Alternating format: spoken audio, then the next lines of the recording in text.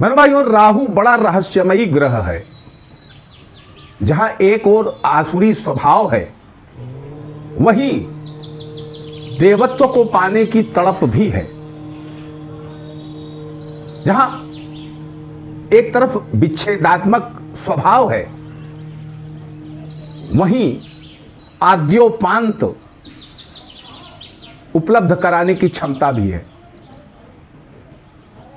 जहां असाध्य रोग है, वहीं चिकित्सा जगत में सर्जन बनाने वाला ग्रह भी यही है। जहां कैंसर रोग का कारक है, वहीं कैंसर में इस्तेमाल होने वाली रेडियोलॉजी का भी कारक ग्रह है। राहु के बारे में आद्योपांत जानकारी दे पाना किसी के लिए संभव नहीं है। जितनी भी रहस्यमयी चीजें हैं, रहस्यमयी विद्याएं हैं, वो सारी चीजें जो व्यक्ति छुपाना चाहता है, गुप्त रखना चाहता है, क्राइम, असामाजिक व्यापार, अवैध संबंध, ये सब राहु है। राहु के बारे में कितना भी कहा जाए, व्यक्ति, कोई भी जानकार व्यक्ति उसके बारे में संपूर्ण रूप से नहीं कह सकता। 30 अक्टूबर 2023 से लेकर के 18 मई 2025 तक राहु का गुरु की राशि मीन राशि में गोचर रहेगा और सिंह राशि पर इसका क्या इम्पैक्ट पड़ेगा, क्या प्रभाव पड़ेगा। अगर आप सिंह राशि या सिंह लग्न के व्यक्ति हैं तो कृपया इस वीडियो को लास्ट तक देखिएगा। आपके लिए काफ़ी अच्छी जानकारियाँ इस विषय में आपको मिलेंगी। बहन भाइयों, राहु गुरु की राशि पर है और सिंह लग्न में गुरु अष्टमेश होता है। और गुरु अपने राहु के पूरे भ्रमण के दौरान मित्रगत संबंध बना करके रखेंगे। राहु और गुरु के बीच में मित्रगत संबंध रहेगा, तात्कालिक मैत्री का। वहीं सिंह राशि पर जो राहु का गोचर हो रहा है वो स्वर्णपाद से हो रहा है।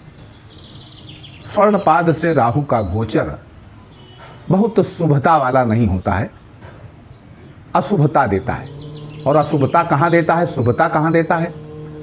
तो इकोनॉमिकल दृष्टिकोण से, अर्निंग की दृष्टिकोण से तो ये कहीं ना कहीं शुभता देता है, लेकिन हेल्थ के इश्यूज को लेकर के, फैमिली रिलेशनशिप को लेकर के ये थोड़ा सा नकारात्मक रिजल्ट देता है। सिंह लग्न पे 8वें भाव पर राहु का गोचर। 8वां भाव क्या है मेरे भाइयों? 8वां भाव भी उतना ही रहस्यमयी है जितना कि राहु। 8वां भाव जहां आयु है वहीं मृत्यु है, जहां योग है वहां भोग है, यानी भोग भी है और योग भी है।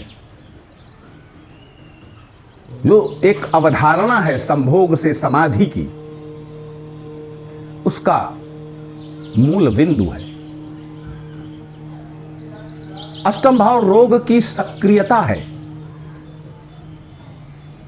अष्टम भाव मृत्यु का कारण है। अष्टम भाव गुप्त रहस्यों का भाव है, गुप्त विद्याओं का भाव है, गुप्त मंत्रणाओं का भाव है और हृदय की गुप्त अच्छी या बुरी भावनाओं का कारक है, जो व्यक्ति व्यक्त नहीं करता है, अंदर रखता है। जैसे कपट, प्रेम, ये सारी भावनाएं जो व्यक्ति व्यक्त नहीं करता है, अपने अंदर रखता है, वो सब अष्टम भाव है। मैंने भाइयों, अष्टम भाव में राहु का गोचर आपके लिए कैसा रहने वाला है? अष्टम भाव में राहु का गोचर सबसे पहले प्रभावित करेगा आपके स्वास्थ्य को। स्वास्थ्य को प्रभावित करेगा, आपको ब्लड प्रेशर का रोग देगा। पहले कभी ब्लड प्रेशर नहीं रहा हो तो ब्लड प्रेशर का रोग देगा। आपको हृदय से संबंधित समस्या देगा। आपको वो सारे खर्चे करने पड़ेंगे जो आप नहीं भी चाहते हैं तो भी करना पड़ेगा। यही राहु आपके बैंक बैलेंस, आपकी बचत को खत्म करने की दिशा में काम करेगा। वहीं राहु आपके पारिवारिक माहौल को असंतुलित रखेगा। यही राहु आपके पराक्रम को एक दूसरी दिशा देगा। व्यक्ति अगर भौतिक पराक्रम में अभी तक लगा है तो भौतिक पराक्रम को छोड़ करके या उस पर अपना ध्यान कम करके आध्यात्मिक पराक्रम की ओर लग जाएगा। दिशा बदलेगी, भौतिकता से आध्यात्मिकता की ओर ले जाने का प्रयास करेगा।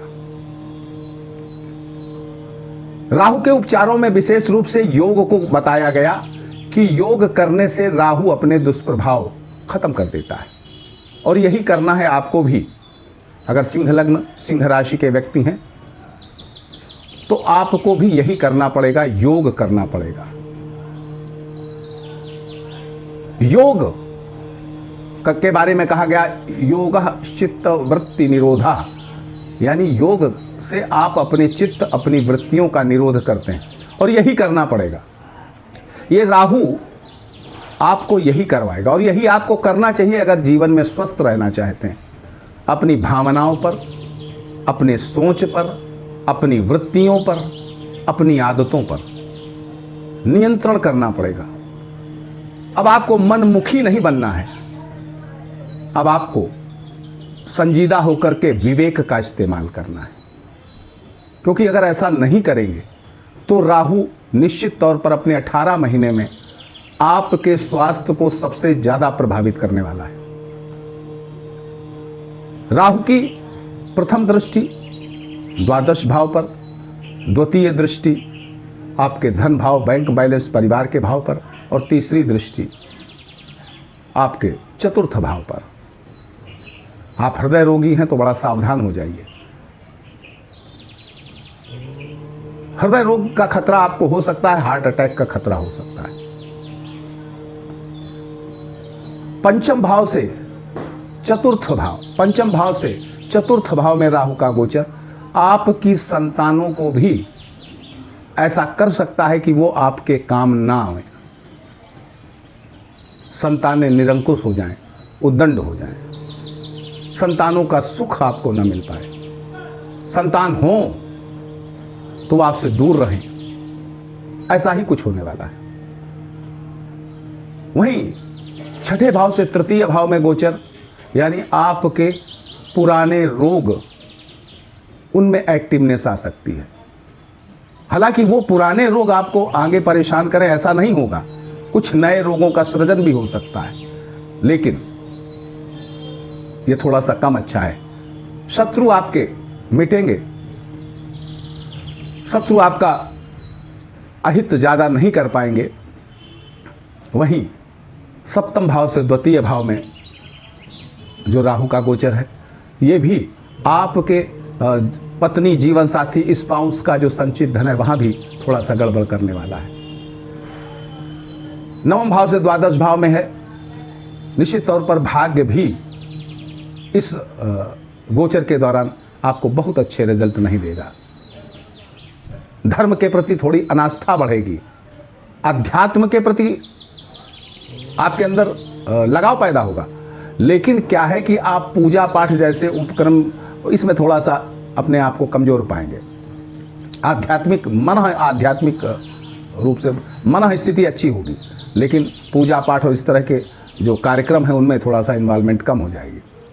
वहीं दसम भाव से एकादश भाव में गोचर है राहु का, तो इतना तो जरूर कहा जा सकता है कि आपको अपने कर्म क्षेत्र, अपने कार्य क्षेत्र में अच्छी उपलब्धियां मिल सकती हैं, अप्रत्याशित लाभ मिल सकते हैं, अप्रत्याशित परिस्थितियां बन सकती हैं।